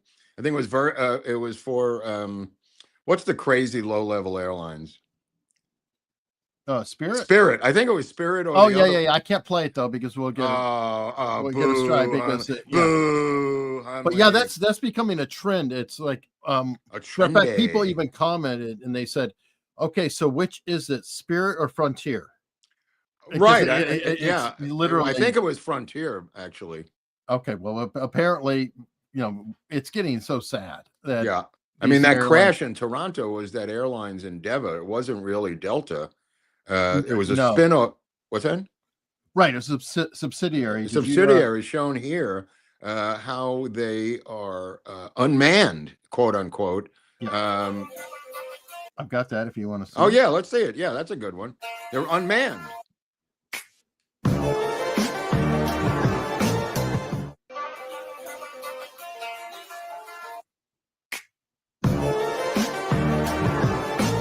Yep, they brag about the no men on their cruise, Right, right. and how Oh my wonderful they are. God. This is how it ends up. Oh my. Well, they said she was doing her nails. And I don't then, understand why she had to do her nails on approach to the tarmac. Apparently, it's on the tape recording. You can hear her. Okay. The whole thing's a mess, but they offered them 30 grand a piece, and they're already home and out of the hospital. Nobody died. They were hanging upside down. They said, quote unquote, like bats, upside down in their seatbelts, which is another reason you keep your goddamn seatbelt on, people. You get sucked out the window like Odd Job in Goldfinger with the Bond reference. But I expect you to die, Mr. Bond. The series itself will pass along. But yeah, you keep your seatbelt on all the time, or you're going to be on the ceiling. I do. I mean, I know. Other than when I'm going to the head or whatever, then Yeah. I put that thing back on, and there happen these times. It's just like a random. Oh like you yeah. just drop Oh, 200 feet. You're like, holy Yeah. Jesus! yeah. And if you're in your seat, you're not going to hit the ceiling. No. They showed it. There was a footage. I don't know if you saw this. It must have been on Instagram. as they were taking off, not that flight, another flight, a cat got out and was jumping on people's heads and going from seat to seat to seat. Somebody had let their cat out of their cat box and nobody could get it because they were all strapped in, ready to take off. And the pilot's going, whoever has the cat, would you please remain seated and we'll get the cat. And the cat's going, wow, and it's jumping from seat to seat on everyone's head. Oh, boy. You can't bring these animals on the plane, people. I mean, and I don't blame the people. The airlines have just made it unbelievably easy for people to bring their pets onto a plane. Because the emotional support animal. Bullshit. Emotional support pussy, emotional support German Shepherd I had to sit next to a couple of months ago and coming back from Florida, growling at me as I was eating a pastrami sandwich. I mean, I didn't sign up for that. Well, the irritating thing is that, if somebody is blind and they have a dog and it's got a vest, that is a legitimate dog. Straight up legit. But they have people who are like, oh, my doctor gave me a note and, whatever else. And it's about the equivalent of getting cannabis in a medical state. It's like, oh, you're crying? Okay, here. Well, not only that, the stewardesses were telling me that they shit and piss on the plane right on the floor because there's nowhere for them to go. And they get scared. And what does your dog do when it gets scared? It urinates or defecates. And now you're sitting there in a sea of dog feces and dog urine. They don't get to go to the head on the plane. There's no bag. There's no pooper scooper. I mean, this is what they were telling me, and that the maintenance crew has got to deal with this. Right. Except for the ones in the vest, which are highly trained, and they probably have, they have them go in a certain place because that's what they do. So I want to be clear. We're fine with a blind person having a seeing eye dog. Right. As an example. The other stuff, Well, I have a friend, Tommy Hollenstein, who I call Tommy Wheels. He's a quad, and he's had the most incredible trained Labradors that are designed to deal with quadriplegic people. And these dogs are unbelievably trained. 50% of them don't make it through the training, and they're given away as pets. Or I don't know, I forget what the percentage is. But the ones that he's had over his life have just been unbelievable what they do for him. Oh yeah, and the good ones like that, they can fetch the medicine. This one opens the door with his key, opens the doorknob. Yeah, they're amazing creatures. And by the way, if you get one of the rejects, that's a great damn dog. Absolutely, there's going to be more training than anybody. I'll be like, can I have a reject? I was on a waiting list to get one of his rejects. I would take that in a second, especially labs. Apparently labs are the best breed to do this type of work. Their labs are extremely personable and loyal. Also, the retrievers, I mean, they've been bred to go fetch things for you. Yeah. They're great with families as well. I mean, labs are, they're very good-natured dogs. By the way, the president of Mexico has a personal Chihuahua that she works with as her support animal. And she's also now worried about an idea that I had on this show over 2 years ago, and that is the invasion by the American military to fight the drug cartels. If you remember, we discussed this one whole episode one time on the news, and now Trump is considering sending the military down there to engage with the drug cartels. And she put this whole idea on blast today, saying she doesn't want the American military coming down to get her drug cartels. She personally likes them. And although they're armed to the teeth and running narco states, she doesn't want us to deal with them. She can't deal with them herself, but she doesn't want Trump to deal with them. And I think that's where this thing is going. Maybe, but you didn't see that off camera. There was somebody pointing a fully loaded. It might have been a hostage video. You're right. You might have been a hostage video. Just pointing that out. By the way, her name is Scheinbaum, in case anybody's knowing. My neighbor in Brooklyn was named Scheinbaum, and she wasn't the president of Mexico. She was the president of the B'nai B'rith, which is what Mrs. Scheinbaum should be the president of, and not Mexico. Yeah. All right. About Robert Garcia. Oh yeah, what is the deal with this guy? I don't understand what this guy's belly aching about. He called Trump a fascist on CNN, which they bleep now. I thought he said faggot, but he said fascist. Right. What happened with him is he came out with a line with what the American public wants is for us to bring actual weapons to Right. this bar fight. Right. This is an actual fight for democracy. So he got a letter from the Department of Justice saying, hey, you can't be threatening a civilian. I think that they're maybe pushing it a little far. What do you care if they push it too far? He's saying actual weapons. Yeah, he's also saying bar fight. They're not in a bar fight. So it's hyperbole. And why would you say actual weapons then? It could be actual weapons. I don't know, dude. I'm more concerned about Maxine Waters. Yeah. I'm more concerned about what Maxine Waters said, which I feel is far worse in many ways, saying when you see people eating at a restaurant, you need to go and get in their face and bug, that's a direct action. Using Brandenburg and stuff, I'm like, That's you're not Kash Patel. Maybe Patel sees it different. Well, Kash Patel didn't do it. He wasn't even confirmed. Well, now I'm talking about, isn't he? He's on the case now. Perhaps, I don't know, but this is February 17th, so it's right, days ago. Right. Yeah. Anyway, I thought that was an interesting case. I'm like, it is. Whatever. On that, I think that Kash probably has some bigger fish to fry. I think he's got little fish to fry too. I think he's got all kinds of sized fishes to fry, Eric. Well, it'll be a quite the buffet. Yeah. It's going to be a big fish fry, and it's all you can eat. We used to go to the Howard Johnson's all you can eat chicken fry, right? And as teenagers, and we would try to bust them open just like nonstop. We'd stay for hours. We wouldn't eat for days. We'd go into Howard Johnson's, and we would and they'd see us coming, and there'd be like 8 of us. We were in high school, and we would just stay there for hours eating Howard Johnson's chicken, and also they had the fish fry. They had an all-you-can-eat fish fry, which we did also. Wow.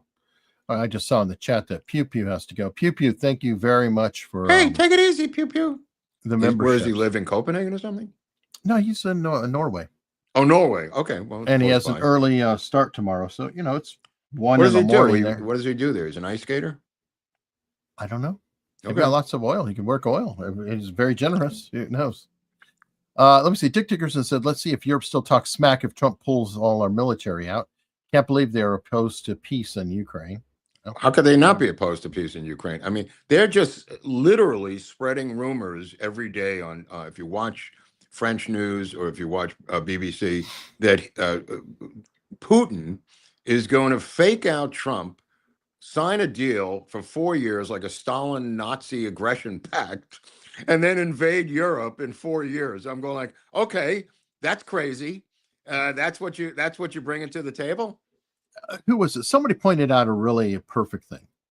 If he is nothing more than a gas station attendant, as they like to say, tin pot dictator with a gas station, small fry, second world, whatever, then what are they worried about? I know you can't have. So you can't. Ways. Yeah, it's like. Oh, dude, did you see? I don't know if I sent you this. It was Glenn Greenwald debating Pirate Dan. Yes, I saw. Wow! Fucking Greenwald just crushed this guy. Well, it didn't take much. Yeah. Well, Pirate Dan was losing it at the end. He just went full on eye patch. Well, he just went into whole. I've been in the military. I know you don't know anything about. Yeah. Wow. I mean, watch that. Was that Piers Morgan or? It was Piers Morgan. Piers Morgan has everybody yelling at each other. Holy crap! Yeah, that don't go up against a gay Jewish lawyer from Brooklyn, Pirate Dan. Yeah, Glenn can be good. Glenn also has issues with Israel too. So it depends on what you're talking about. Well, we're talking about this issue. He's on the right side of this one. Right. I mean, not everybody's on the right side of every issue. So, who knows? I mean, everybody's got different peccadillos and stuff. And he has some bone to pick with the Jews, even though he's a Jew. Maybe they beat him up as a kid because he was a Jew. Who knows? A gay Jew. Who knows? I mean, maybe he was kicked out of his bar mitzvah for being gay. Let me see. I was trying to find his clip. There's somebody else on that. Oh, here we go. Okay, here we go. Got it. Oh, you do have it. Oh, that's fine. That's great. We could show just some of it. It'll be fantastic. Yeah, well, I mean, he lights into. It's a good combination. It's purple and pink. Comment down below if you like this combination. Important. No, I don't know. People might like it. I just think we should save our fury about whether Ukraine get included or not for when they actually get excluded. Can I just insert a little bit of realism into the conversation? Yes. Because I know Dan started off by saying, "Oh, Russia's this crappy little second-rate power. We have to flatter them and make them think they matter, but they really don't. They're really weak." It's always a pretty weird contradiction to simultaneously say that and then at the same time warn that Russia's going to start invading Western Europe, this crappy little second-rate power. But the reality is, this is the reality, whether you like it or not, Russia has fought a war now for 3 years against unified NATO and the United States, pouring hundreds of billions of dollars and highly sophisticated weapons into Ukraine. And the front line continues to move westward, not eastward, where the Russians are gaining more and more territory. More and more Ukrainians are being killed. There are fewer Ukrainian men left in that country who want to fight. They're being forcibly dragged in there and used as cannon fodder, or they're fleeing and risking their lives to do it. The reality is Russia is winning the war or has won the war. And you can say, "Oh, there must be a Kremlin agent to say that." You know, you just got to know nothing about military information and tactics. That's what you have to do to say that. You just have to know nothing. So the idea that it's clearly what you do. You got so many facts wrong. It's hard to know where to even start. You can you want it? You think Ukraine is winning the war? In which direction is the front line moved, Dan? Has it moved westward or eastward? It depends on where you're looking at. It depends on where you're looking at. I hate to break it to you, but it depends on where you're looking at. And the ratios of Russian deaths to Ukrainian deaths is like 4 to 1. You just don't know what you're talking about. You've never fought anything. You have no idea what you're about the military. I fought a lot of things. I fought a lot of things. Oh, you fought a lot of things? Just because you were in the military doesn't make you an expert. I'm sorry to say that Donald Trump I don't need to be an expert. I just know basic facts, and I have all the briefings on it. I don't think you do. Clearly Russia is winning the war. The Ukrainians don't even want to go and fight this war any longer. They're fleeing the country. It's a war of attrition with a stalemate. That's what we're looking at right now. That's the most honest way to look at it. I'm sorry to say, one of the things that I know that you don't have to go join the military to understand is that Russia is many, many, many times larger than Ukraine. And that's the reason why the most prescient geopolitical experts, people have been on this show, I've interviewed them many times, people like John Mearsheimer and Jeffrey Sachs and Stephen Wald, all said since 2022, Ukraine will inevitably lose this war and Russia will win it. And I'll tell you why. This is the one point I want to make. When President Obama was on his way out of office in 2016, Jeffrey Goldberg interviewed him for a cover story on the Obama foreign policy doctrine. He criticized Obama for not standing up to Russia in Syria and in Ukraine. And what Obama said was, the reality is Ukraine is and always has been and always will be a vital interest to Russia because it's right on the other side of their border, and it has never been and never will be a vital interest to the United States. So the idea that we're going to confront Russia or go to war with Russia over who governs various provinces in eastern Ukraine is absolute madness. All right, President Obama was absolutely right, and President Trump thinks that too. Except for Pirate Dan and his neocon friends, including... You're pissing off the chat because there are some good pirates out there. They're saying it's Eye Patch McCain. But isn't he Eye Patch Crenshaw? Eye Patch McCain. But what is this Eye Patch guy's name? Eye Patch Dan. It's Eye Patch. Eye Patch. You know, Crenshaw has an eye patch, but they call him Eye Patch McCain. They call him Eye Patch McCain? Yeah, because he's why can't you call him Eye Patch Crenshaw? Oh, you can. I mean, it's just that's what I'm doing. Anyway, the point of the matter is this mental patient from Texas is completely a stooge of the neocons, and Greenwald just schooled this guy on what's been going on. I mean, it's shocking at this day and age that Greenwald has to bring this to light when everybody's known this for the past 5, 7, 8 years of what's going on there, and this meat grinder of a war. Thank God Trump's in there. And as I said, Starlink is about to be turned off. The money's turned off. It's this thing's coming to an end, whether Zelensky likes it or not, or whether Starmer likes it or not. Yep, 100%. Let me see. Got some more super chats keep coming in, which we do appreciate. Bezos is a Bond villain, so it makes sense. Yeah, it still sucks. Right. People are saying that. Thank you, Mr. Mike. The Bezos is in many of these articles being alluded to be a Bond villain. When you look at the guy with the bald head and all that, and the $500 million super yacht, I mean, all right, Tim McLaughlin wants to thank you for suffering through the Oscar movie. I know. I very rarely did this, but this time I said I want to see all 10 of these pieces of shit. And I forced myself to do it. Now, it's interesting because there are movies that are not nominated. Like I said, Nosferatu, shot thoroughly in Romania, by the way, in 2024, no nominations, and they didn't meet the quota of having racial quota in front of the camera and in back of the camera. Hence, they had to replace it, this and other films, with inferior product, as was predicted by this office when they created their racial quota of how many minority they have to have in the movie itself. And again, I said at the time, it's going to be very difficult for period pieces from 1839 in Germany, as Nosferatu is, to put African Americans in hunting vampires. So no nominations for Nosferatu, other than some technical nominations. But these other films like The Brutalist and others, The Brutalist has people in wheelchairs, people who are black, people who are heroin addicts, people who have no legs. It's got every single representation of the quota all in one movie. I mean, it's just crazy. Are you going to make a comparison to, say, 20 years ago?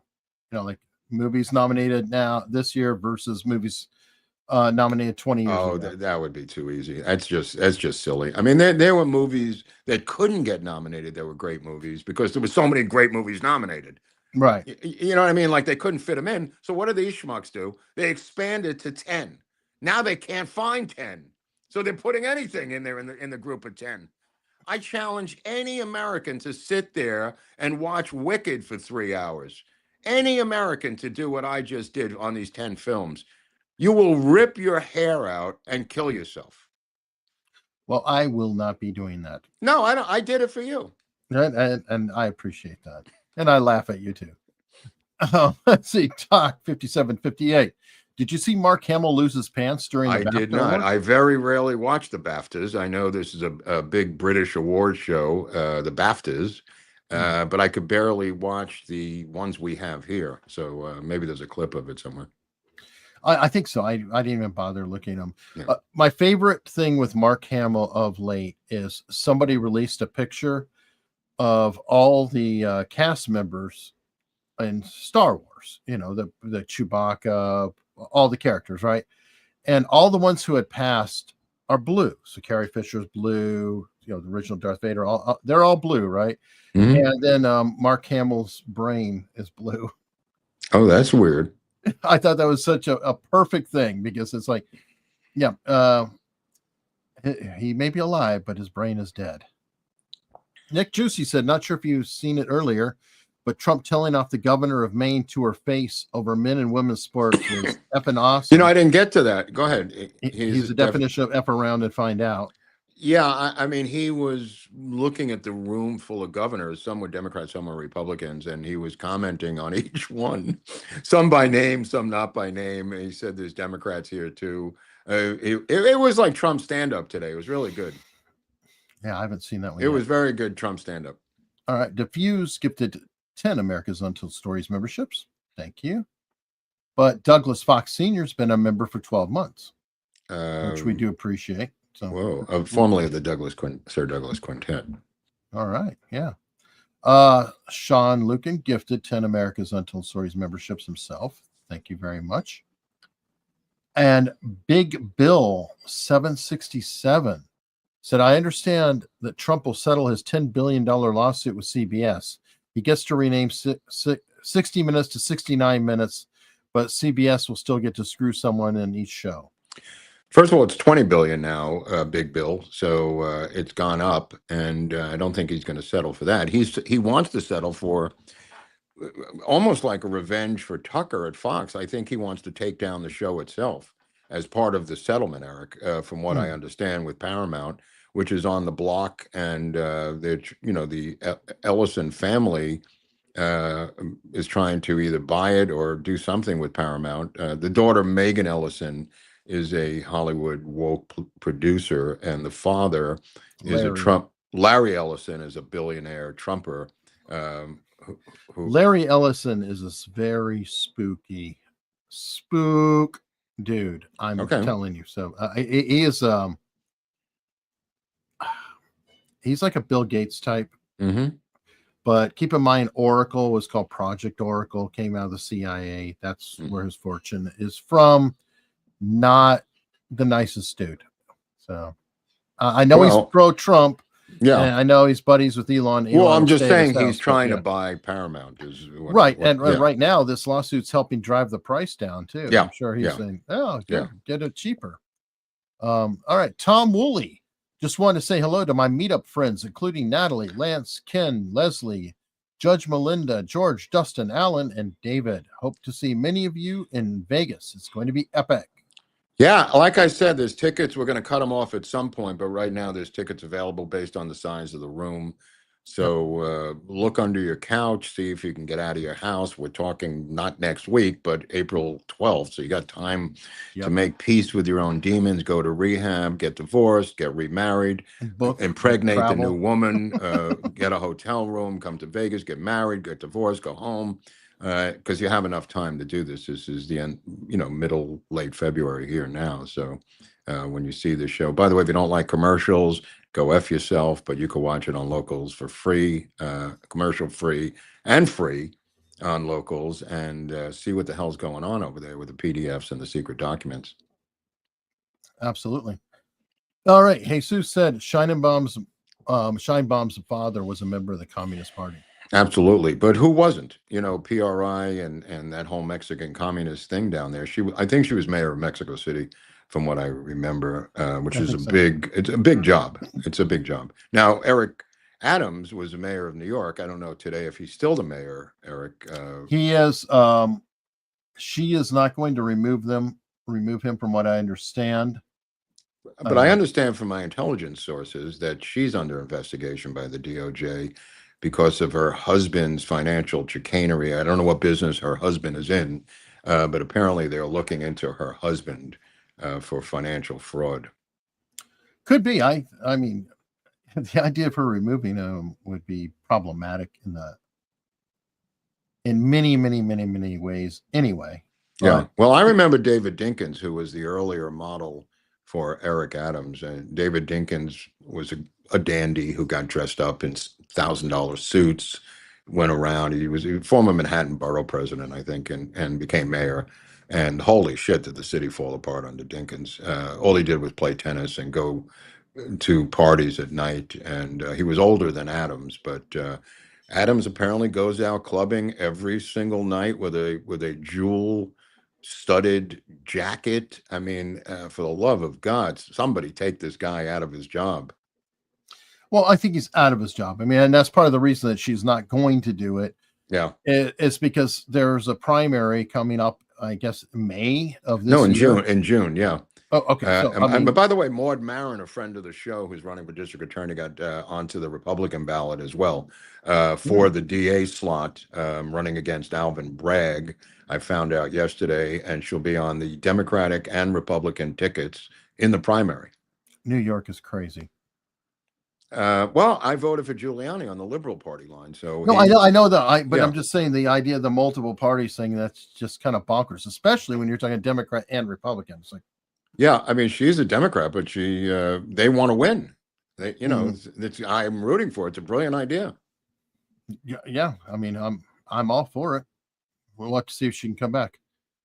Dick Dickerson said Pirate Dan is demeaning to good pirates. His name is Eye Patch McCain. That's, I think, where I got queued off. Okay. Boxfort said, Mark, his name is Dan Crenshaw. They call him Eye Patch McCain because he's exactly like John McCain. I'm sorry, I disagree. I'm calling him Eye Patch Dan. I know it's hard for you to accept, but I'm changing that to Eye Patch. I don't give a shit about McCain anymore. Nobody cares about McCain. This guy's the new guy. To me, he's not McCain. This is a Texas Republican conservative. I don't think he's from Arizona. I don't think, excuse me? He is Texas, yes. Right, yeah, that's what I'm saying. I don't think McCain was from Texas. I don't think this guy was a prisoner of war. I don't think this guy was a jet fighter pilot like McCain. I don't think this guy's father had an aircraft carrier named after him. I'm done with Eye Patch McCain. I'm saying that this is Eye Patch Crenshaw to me. Right, I mean, McCain was a special guy. And McCain was far more powerful in every way, shape, and form. Of course. Yeah. I mean, if McCain had an eye patch, I would say that, but the name never made any sense to me. It's Eye Patch Crenshaw, Eye Patch Dan to me. I mean, or Pirate Dan is like the guy said. Pirate Dan's fine. I mean, I don't know how these people get in there in Texas. There's Cornyn. How does he get in? I mean, I know how he got in there. He's a SEAL, and he's automatically, if you're a SEAL and you're running on the right in a red area, we do respect the military quite a lot. And if he's like in the Fort Bragg, area or whatever, then yeah, that probably helped him out a lot. Once he was in office, he was an asshole, and all this, but you don't know till he gets in. You make now we know. Yeah, now we know he's got to run every 2 years. How many more 2 years do you need to realize this guy's got to go? I agree. I don't know who's running against him. I don't know if anybody's run anybody against him, or there's like whatever. Seawave Drive, I guess. Did you see Trump school the governor of Maine today about transgenders? We just talked about that. No, we haven't yet. K-Dog, I got nothing. Great show though. K-Dog's got nothing, so that's dark. He got $5. I appreciate that. No, now he's got nothing because that was his last $5. Yeah. Paul Henried. John Armstrong is a Jedi master in his deep dives on Tippett and the Oswald Project. Harvey and Lee. That's true. Whether you believe it or not, I mean, this is all surmising by John Armstrong. He creates a narrative with two of everybody.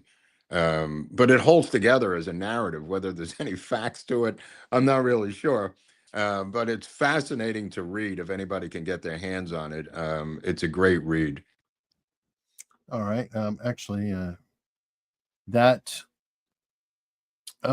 Before we do that, Spinner Pete said, I never paid anything for a few good years of info and entertainment. Have another $5 and keep going. Oh, thanks, Spinner Pete. Thank you. Oh, is that from England? Things from England? Yeah, it's £5. Oh, it's £5. Right on. So it's like I think Trump is going to rescue them once he gets done with some of these domestic issues.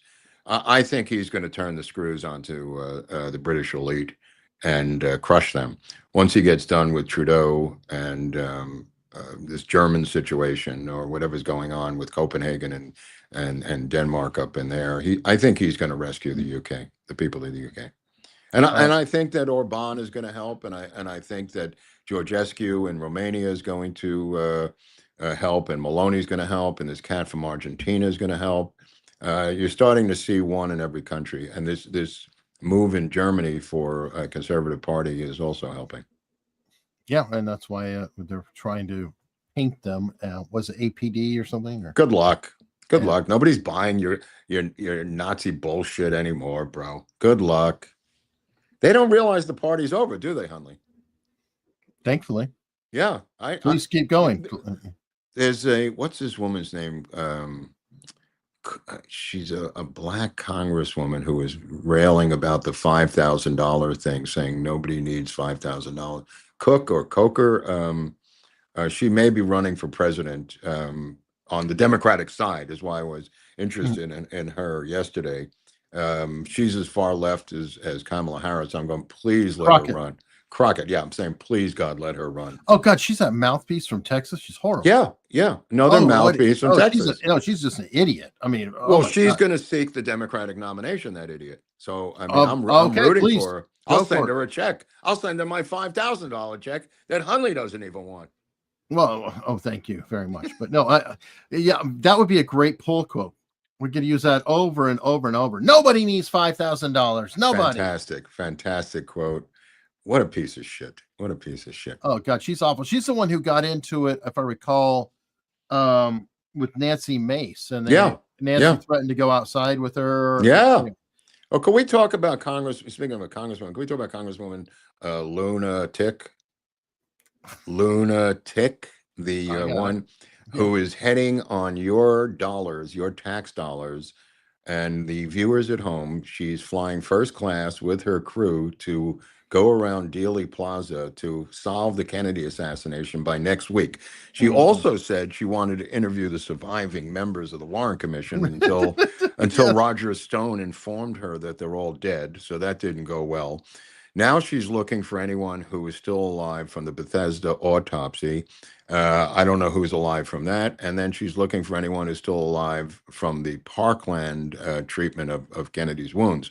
So if you people are in listening distance of this show, please call Congressman Luna Tick, 1-800-LUNA-TICK. That's 1-800-LUNA-TICK, T-I-C-K.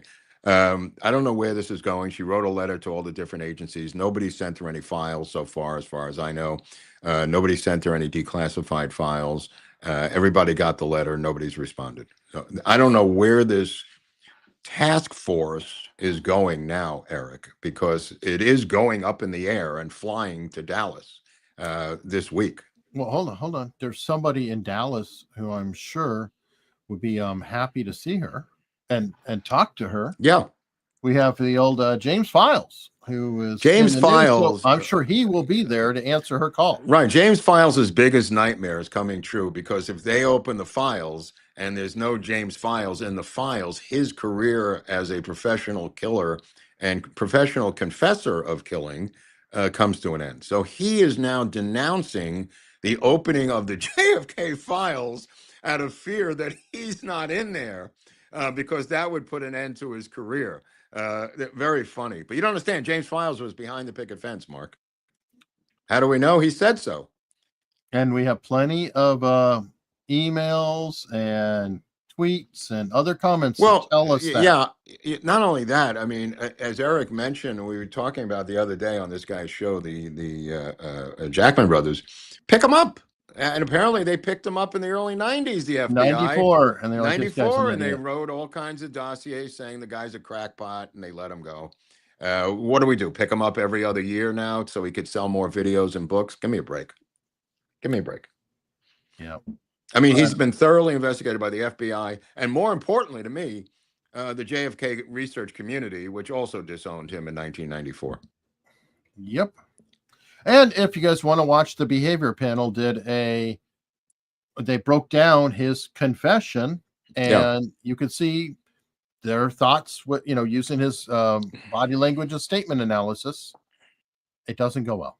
Okay. Well, we're done with him, but he'll probably be there in Dallas, or who knows? He was there for the anniversary. I saw him out of the corner of my eye. I think I remember seeing. I didn't want to look at him. He was over by the steps, and I was up by the picket fence. And I saw him out of the corner of my eye. Yeah, but I saw Amaryllis Fox out of the corner of my eye at the RFK Jr. Campaign resignation. So I didn't talk to her either. But she saw you.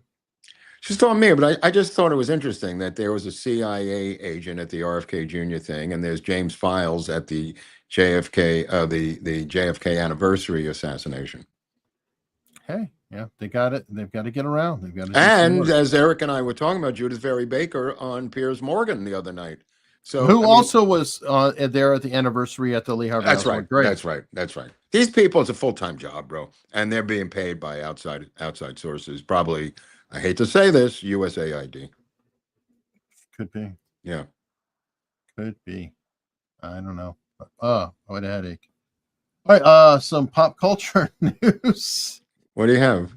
Apparently, I know this would be shocking for you to hear, but they're claiming that Kanye West has relapsed and is inhaling nitrous oxide, leaving his memory messed up.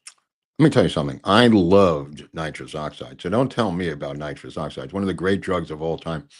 We used to fill up balloons in college and give them out to everyone at the college, because we stole nitrous tanks from Northern Dutchess County Hospital, got caught by an old guard who was running after us. Our escape car ran out of gas, and we had to throw the nitrous canisters behind some bushes and in the front of a home in Dutchess County. We then retrieved them the next day. We had about 9 of these canisters that were pretty big, and we took them. Well, whippets were tiny, but these were 5.5 foot tanks of nitrous, Eric, that we ran out of a hospital with in one of the boldest crimes I was ever involved in. Jumped in the getaway car, which ran out of gas 1/32 of a mile from the crime site. That's how far we got with the escape vehicle. I can't help but think about, well, did you use nitrous on the car? No. It was happening so fast that we had to chuck the nitrous, come back and get it the next day. But that being said, Robin and these other people filled up balloons with nitrous and gave them out to everybody in the school, and everyone was on nitrous the next day. Sounds like a good time. Yeah. Good time. So what does that do to you in reality? Nothing. I mean, it makes you laugh your ass off and gives you a high helium voice for about 5 hours. You talk like this, Hunley. Everybody in the school was talking like Mike Tyson. So there's no other weird side effects or mania or no. I mean, you're high and laughing. It is a high. Yeah. I don't know about mania, but you're high. It's like well, you'd have to do, like this guy said, whippets. When we were kids, we did whippets, which is, the CO2 cartridges that's in an ice cream, in a dessert topping or whipped cream. So if you went into the supermarket near our house, all of the whipped cream can would not spray out the cream because we had sucked out the nitrous oxide from and people at home know what I'm talking about if you did whippets.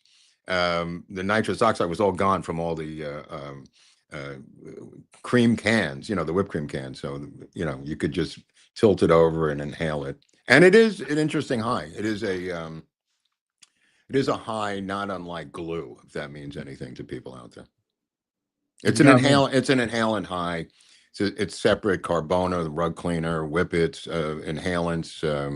We could have a whole show just on inhalants. By the way, I didn't do the thing with Mrs. Pinsky. I have no idea what was going on there. She said she was having a psychic on and wanted me to come on and talk to the psychic about Wendy Williams and have a psychic reading or something. And then she was texting me nonstop the entire night. And I had other commitments and I said, I can't do it. I have no idea what that show was about, but she put my name on it and Mark Garagos and Dr. Drew, and none of us showed up for the show. So I don't even know what was going on there because people said I was looking for you on Mrs. Pinsky's psychic show. And I'm going, what? What the fuck? Okay, then. All right, then. All right. Well, here's a little international news. We've got the British are watching. And unfortunately, we have one of our own who's tied to Brit. I don't know if you saw this. Meghan Markle has unveiled a new lifestyle brand. It's called As Ever. What is it? Perfume or something? Like clothing and whatnot. Clothing, right? Yeah. Well, she cribbed her symbol. It appears from a Spanish town that's been around since 1370. Oh, that's embarrassing. This is the original coat of arms for this Moroccan village.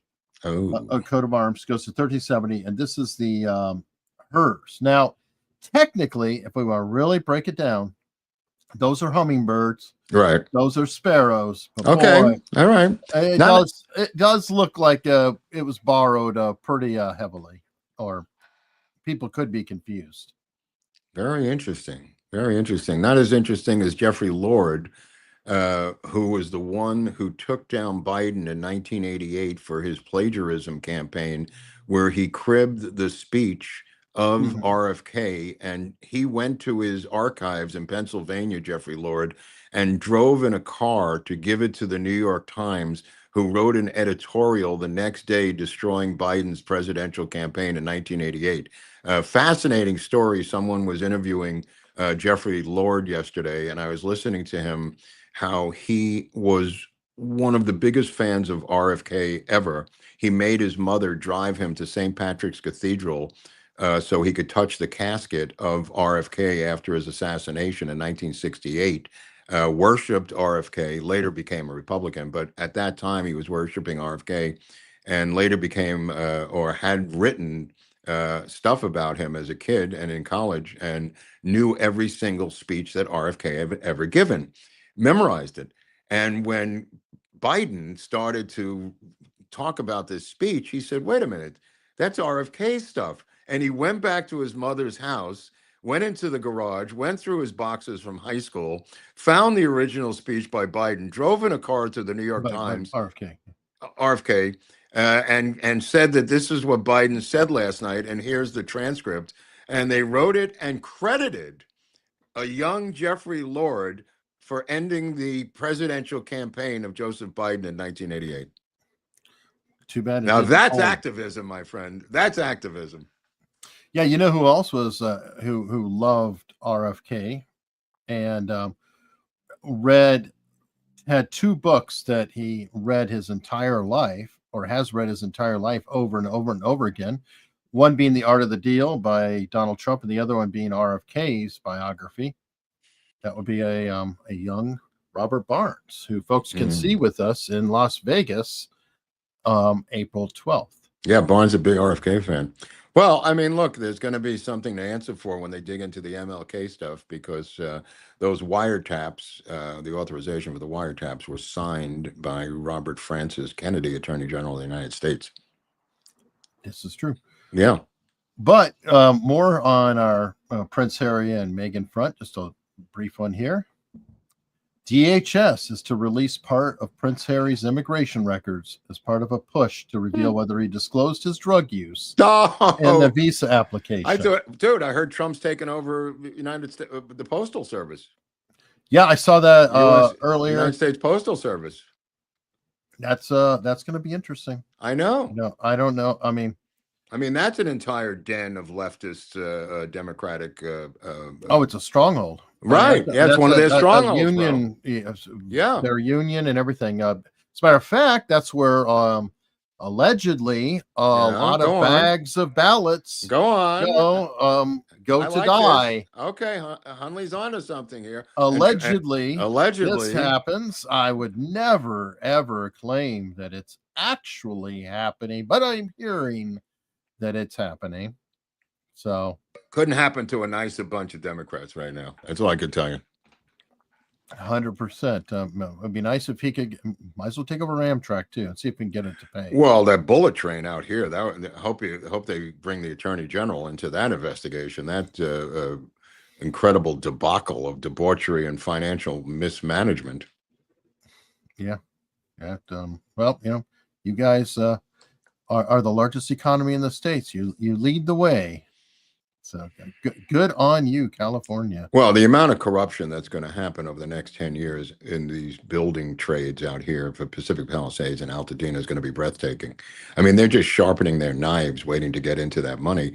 Like I said, this list that I was talking about, this one here of all the different charities and NGOs, this is 20 pages long, that got money from Fire Aid, the rock concert that raised $50 million straight up in cash the other night, two venues.